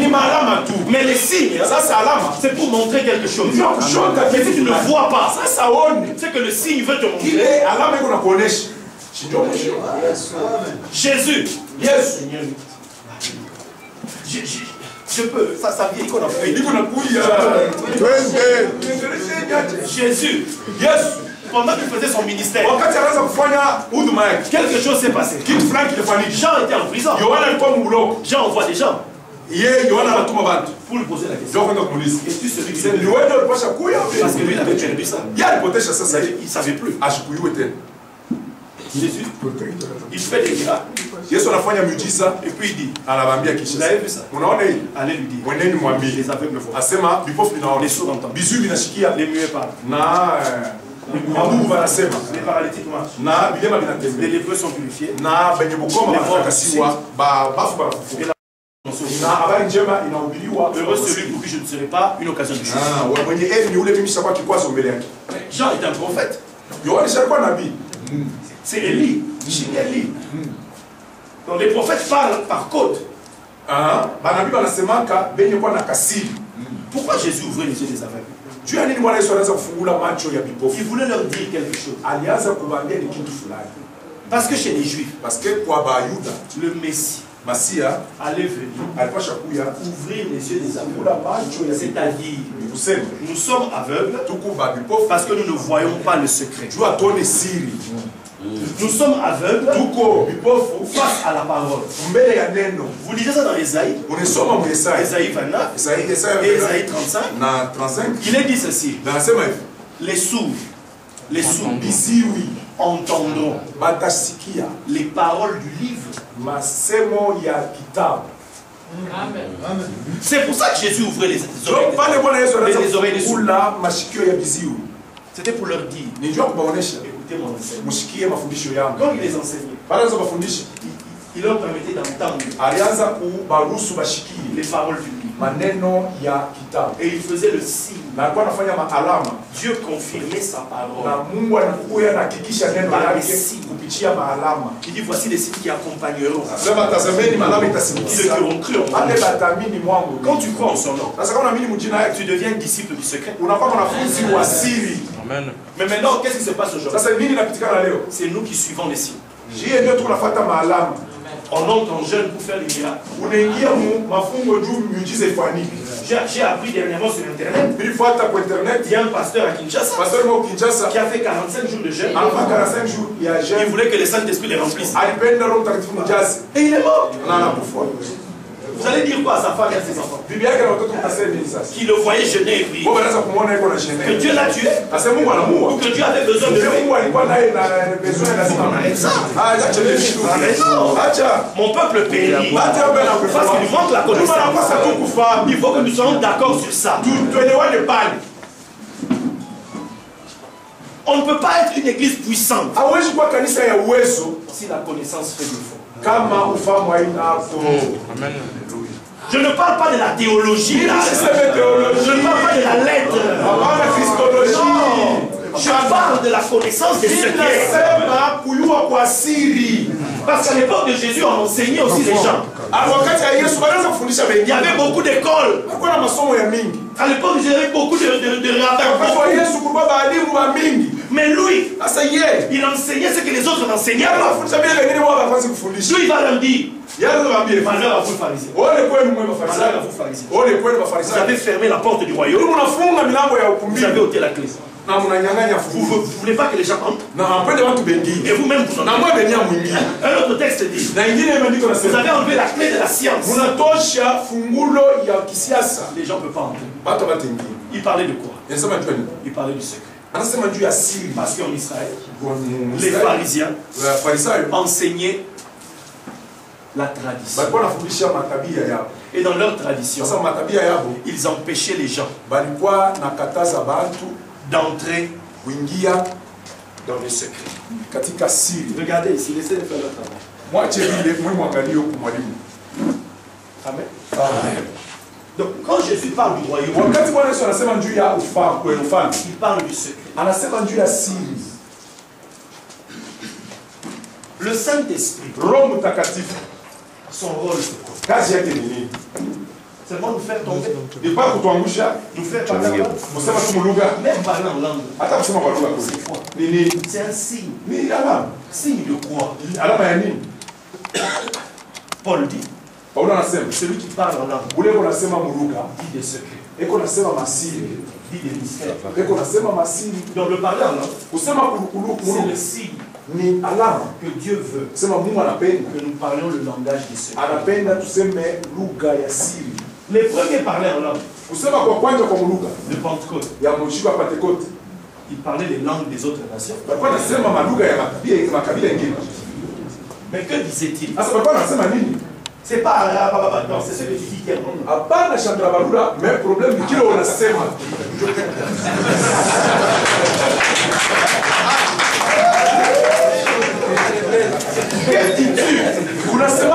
c'est quoi qui est dedans? À la Pentecôte, les gens ont dit comment les entendons-nous parler? Les merveilles de Dieu. Les merveilles de Dieu. Les choses qui nous dépassent. Les secrets de Dieu. Comment les entendons-nous? Parce que la Pentecôte, c'est la célébration du don de la Torah. C'est ça la Pentecôte. La première Pentecôte est le don de la Torah à Israël. Mais la Pentecôte, là, que nous connaissons dans Acte 2, c'est la Torah donnée aux nations. Amen.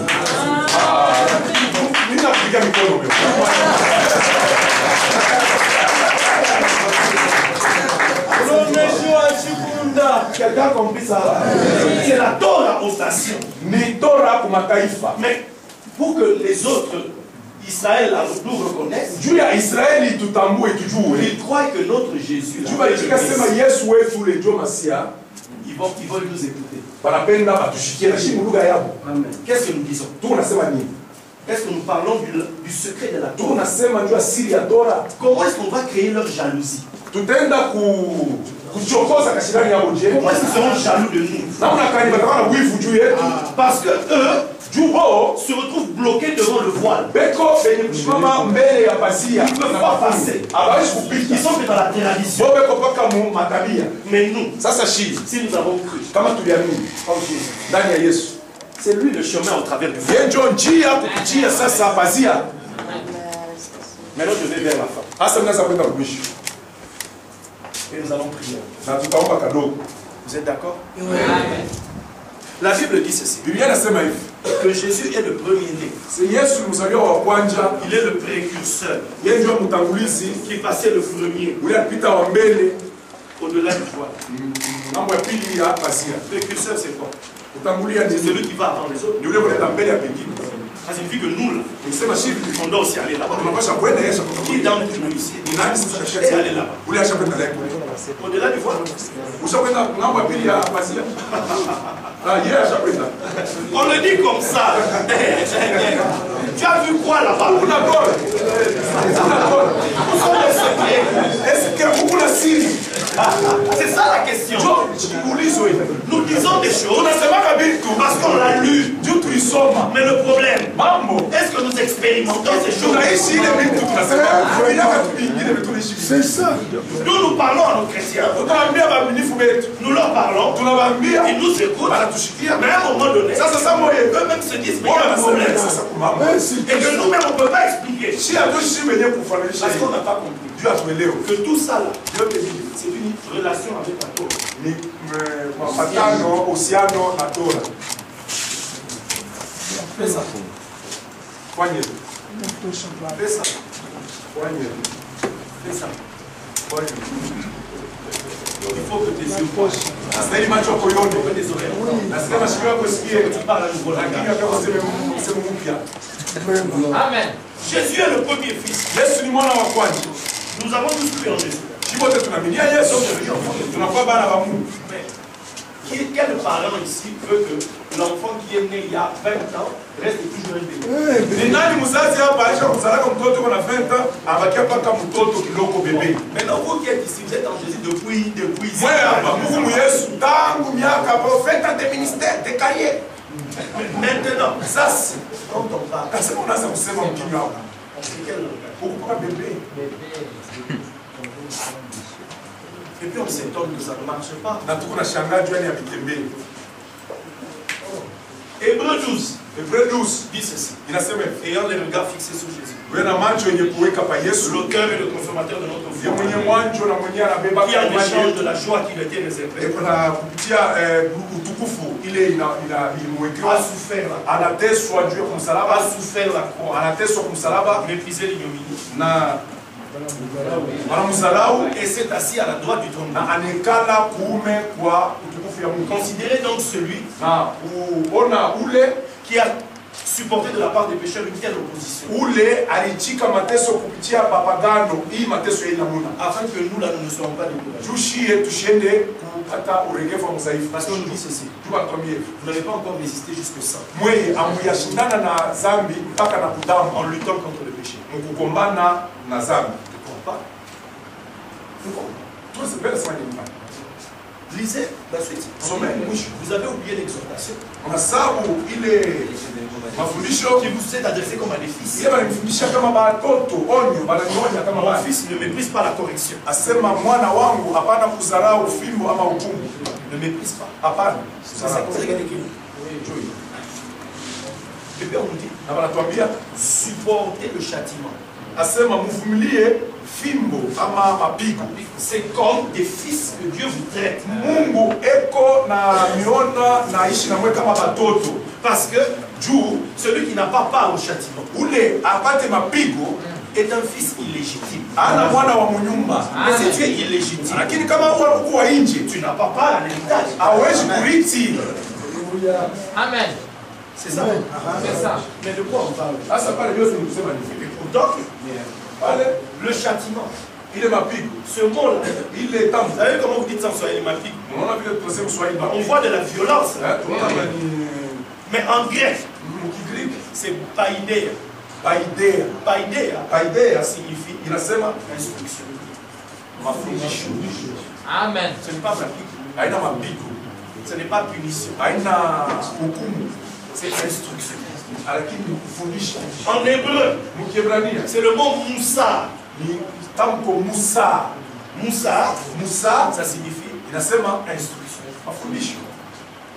Et tu retrouves ça Sasa kama dans le unaifunga verset qui dit mwile le châtiment nous donne la paix. asema mafundisho, tuseme sasa ile unatupatia salama Et tomber sur nous. inaanguka juu yake.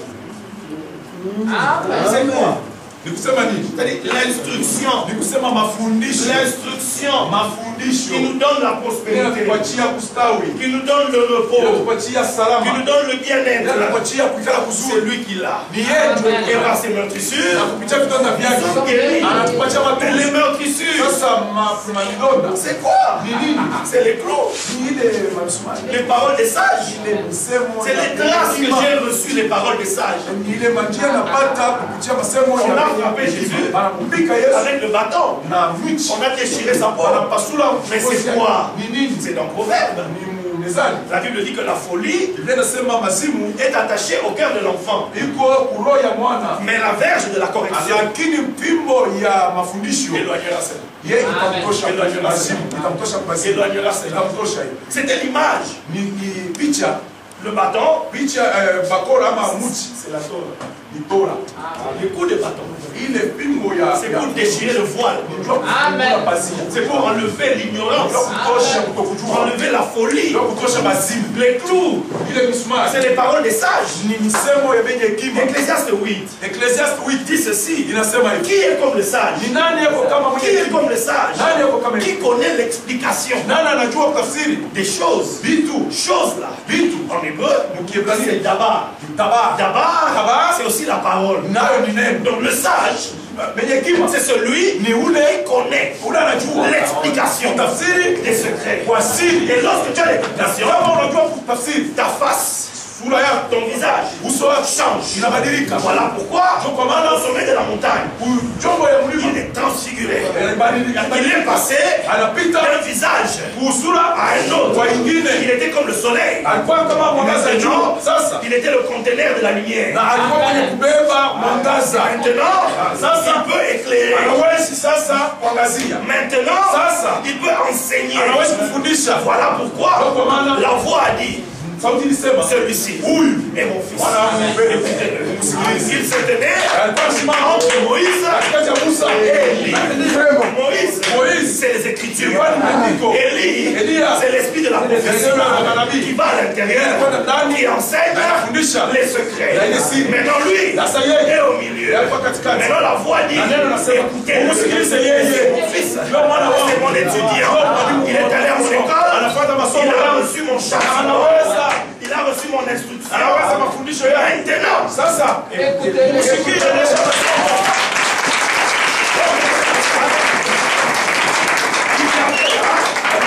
trois personnes voulaient me faire croire que Dieu a fait tout ça pour Pierre, Jacques et Jean seulement.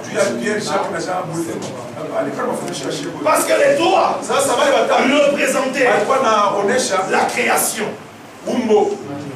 La Bible dit, son nom a été élevé au-dessus de tout nom, afin comme son nom, tout genou fléchisse dans les cieux, sur la terre, sous la terre. Adam, on lui a donné domination. Oiseau du ciel, bête de la terre, poisson de la mer, trois. Qui doivent t'écouter? La création tout entière. Amen.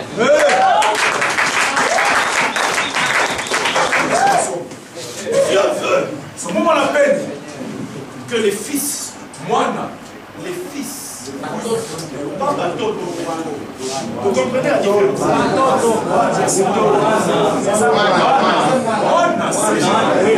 C'est parce que enfant de fils, voilà ça. La création tout entière subit. Elle attend la révélation des fils de Dieu. Il n'y a pas qu'un fils. Il y a des fils. Jésus est le premier-né. Depuis la temps, c'est petit frère. Les autres sont. Oui,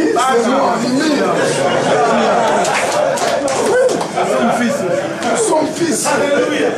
Il attend les fils. Mais tu peux être fils. Tu es déclaré fils. Quand tu as fini l'école. C'est là on dit celui-ci.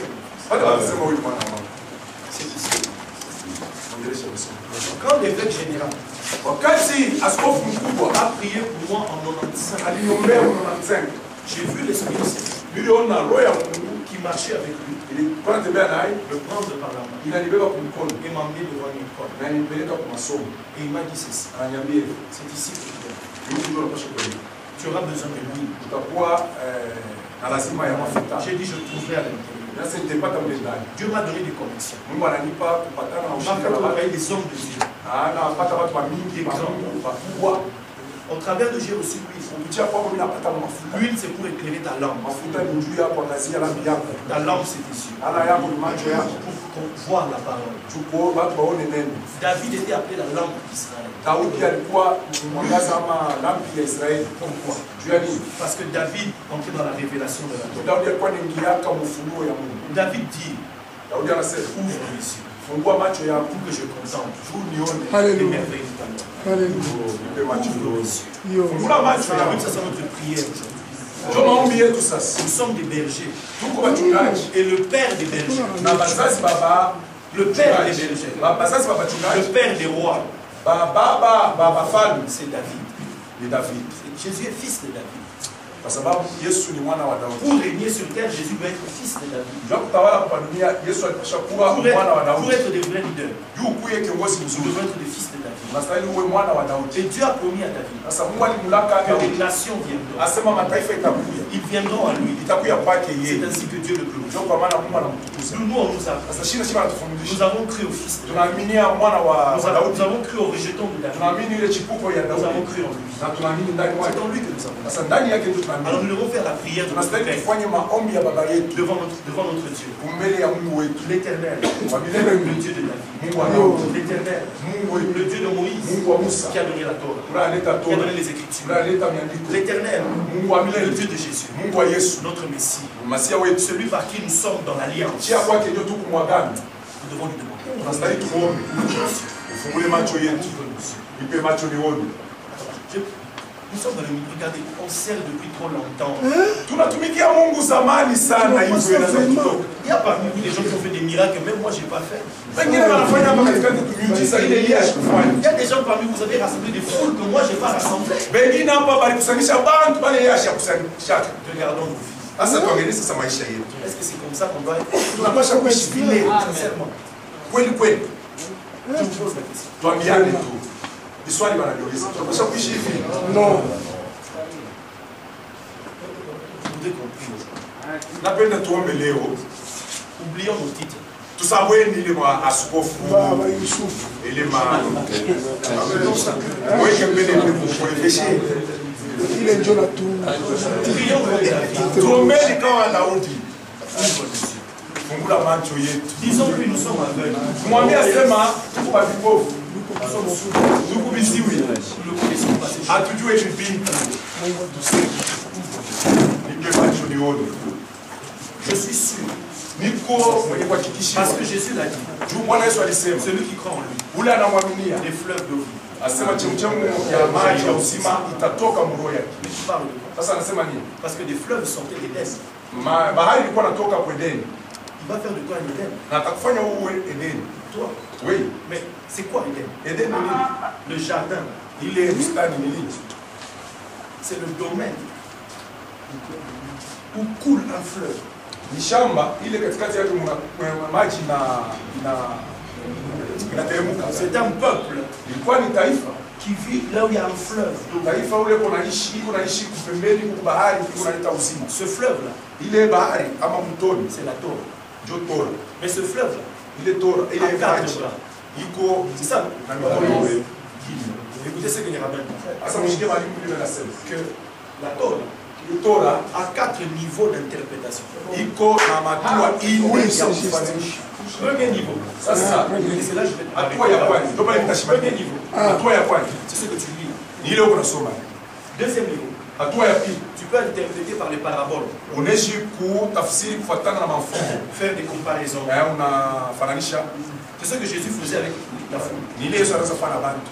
C'est aussi une manière de parler. Ni namna tena ya kusema. Mais ce n'est pas encore ça. Na haina njoo yote. Tu as le troisième niveau. Sasa kunakuwa hatua ya tatu. C'est la tradition. Ile sasa ni Ce que les maîtres ont dit. Ce que mon père spirituel a dit. tafsiri vile Ce walisema. que tel a dit. Kile ule fulani alisema Mais Jésus était contre ça. Bwana Yesu ashikupende hivi. Amen. Et il y a le quatrième niveau. Asa kuko hatua ya ine. Ce qu'on appelle le sol. Leo anasema Sol. sod, Le secret. si. C'est le 4e niveau. Njo hatua ya ine. Où Jésus se place. Ile sasa ndio mule Yesu yamekaa. C'est là où chacun d'entre nous Ile njo shibota. qui avons cru en lui Bale tunaamini mwana. devons nous tenir là. Tunapasha kuwa pamule. Mais le problème c'est quoi? Sasa mambo ni nini? C'est que nous ne marchons pas.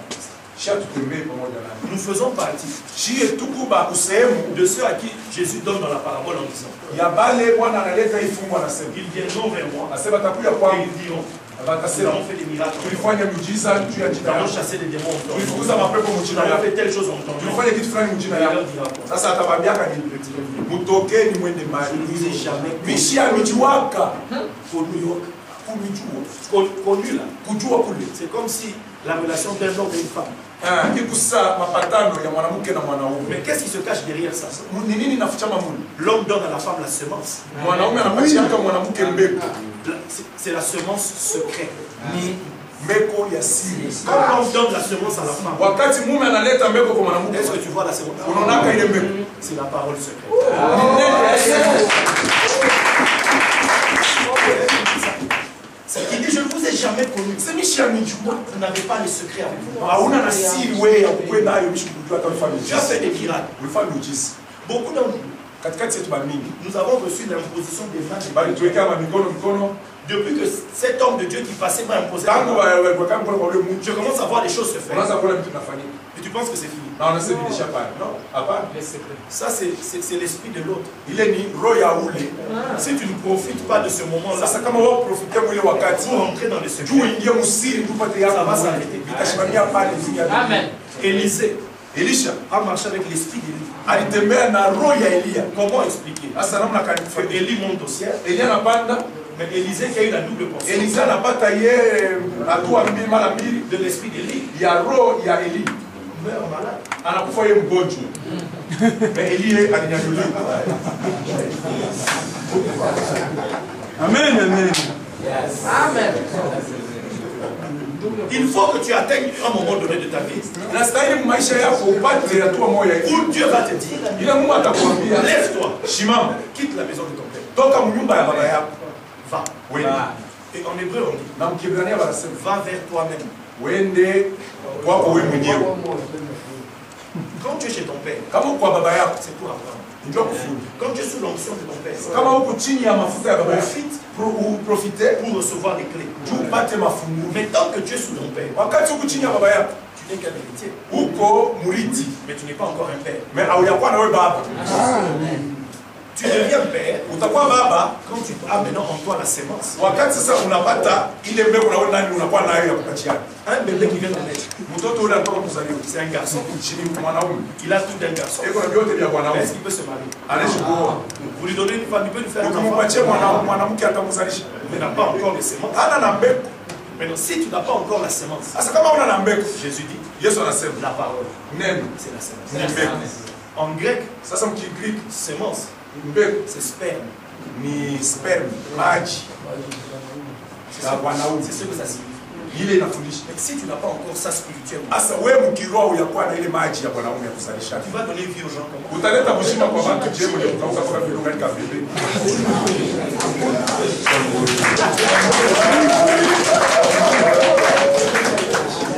Ça va? Quelqu'un la pensée de Dieu. Le voile doit être déchiré. Sema mawazo Mungu pazia inapaswa pasuke. Le voile doit se déchirer. Je Pazia crois qu'il y a parmi vous des gens qui commencent à avoir des mimi yeux, naona ke huku mtu hata moyo anapata hata tumancho tuloko hapa.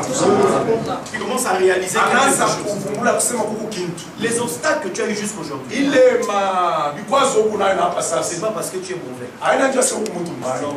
Hapana. C'est ta relation avec lui. Ni wewe uhusiano wako na kitabu.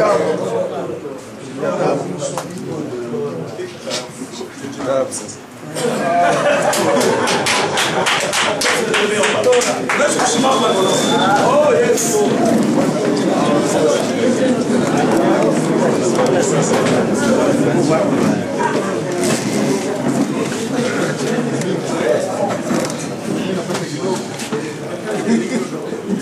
Mmoja alibarikiwa hapa. Sasa tunaomba. Je vais vous demander de faire une chose. Nitamiomba mufanye kitu kimoja. maombi. On sait que Dieu est votre Dieu. Mimi najua Mungu ni Mungu wenu. Aujourd'hui, Alafu leo si vous croyez que c'est lui qui m'a ouvert, kama mnaambia sema yeye ndo anamuumba. Wakati tunasema sema hivi. toi qui nous as ouvert, Wewe ndo unatutumia huyu Mungu. toi qui nous as fait entendre ses paroles, Wewe unakutoka kutusikiliza masemo yake. confirme ses paroles. Sasa uhakikishe misemo maisha yetu. Donne-nous des yeux. Tupatie macho tuone. Toi qui l'as appelé, Wewe ulimwita, tu nous as aussi appelé. ulituita na shehe. Tu nous as aussi appelé. Ulituita na shehe. Il y a aussi un héritage pour nous. Huku tena uliti juu yetu. La lettre, Biblia inasema l'esprit roho va nous révéler des choses itatufunulia vitu que l'œil n'a point vu. ambayo macho Les hayaona oreilles n'ont pas na entendu. masikio Ils hayasikia sont pas montés dans notre cœur. na vipande mroho yetu. Mais ce sont des choses Sasa ni vitu que Dieu a réservées. ile Mungu alikusudia. Tunajua bali anapenda. Si Dieu t'aime, Kama Mungu il anakupenda va te révéler aussi. atakufunulia siri. Daniel a savé ça. Dalili alijua hili. Samson ne veut pas m'aimer. Samson hawezi kunipenda Samson me donnait des secrets. bila kuniambia sekre ya nguvu yako. Daniel représente les nations. Dalili alikuwa kuonyesha mataifa Donc, ils sont pauvres, ile iko maskini qui n'ont pas de force. na bana na nguvu. Mais Samson Na Samson représentait Jésus, yeye anaonyesha Yesu le Christ, Kristo le Messie d'Israël. si wa Israeli. Son nom signifie soleil. Jina yake inaonyesha kama jua. Nous avons besoin de ceci. Sana shi. Ce Messie-là est venu dans notre maison. Yule Mesia anakuwa mnyumba yetu. Il est venu chez nous les prostituées. des Anakuwa nations. kwetu shie ba kaaba ba taifa. Il est venu chez nous. Anakuwa kwetu Nous qui étions pauvres en tort, shi bale tulikuya ba maskini mutora. nous n'avons pas la richesse de la Torah. Hatuna na utajiri ya Tora. Nous sommes pauvres. Tunakuwa ba maskini. Voilà pourquoi il annonce la bonne nouvelle aux pauvres. Ndio kwa maana eko natangaza habari njema kwa ba maskini. Il s'est fait pauvre. Alijifanya maskini. Il est allé à la croix. Ndio anaenda Il a kuzaa. pris le chemin de l'école Anabeba njia ya masomo. pour nous montrer Ndio atuoneshe le chemin pour devenir riche. njia tukuye matajiri. Si nous, là, Kama shi pale nous n'acceptons pas atushikie leo. de souffrir avec le Seigneur, Teswa pamoja na Yesu. c'est-à-dire Ni kusema aller à l'école kwenda kwa masomo. des secrets, Masomo ya siri. que l'Esprit nous révèle ça. Ile roho inatufunulia. Comment on va régner? Sasa tutatawala pamoja naye je? Personne ne peut régner avec Hakuna mtu le anaweza kutawala pamoja naye. C'est-à-dire, Ni kusema avoir la gloire du Seigneur, kupata utukufu ya Mungu, manifester sa gloire dans le monde. kuonesha utukufu yake dunia. Si nous ne souffrons pas avec lui, Kama tuteswe pamoja naye. voilà pourquoi Ndio kwa maana il nous traite comme des fils. eko na ishi nasi kama batoto bake au bana bake. Moi j'ai parlé de ça à certains hommes de Dieu. Mimi nasema na batumishi wengine wa Mungu. Certains ont dit, Wengine wanasema hapana. ils disent ça va être trop d'études. Nasema hii inakuwa ni masomo ya mingi mingi. On peut faire rester comme ça. Tubakie tu kwetu vitu hivi. La Bible dit Biblia inasema que la grandeur de la rançon, asema quand bei ya Bunene. kujitoa. Unene wa kujitoa ne nous fasse pas des isikupoteze. ne dis pas que ça va être trop. Hapana kusema vitakuwa vya mingi. Hapana. Moi, Dieu n'a pas attendu que je finisse les choses pour changer ma vie. Mungu asikuchunge niishe bintu ndio abadilishe maisha yangu. Quand tu es dedans, Kama uko tu ndani, tu vas déjà voir le changement. wewe utaanza kuona tusha. Na wewe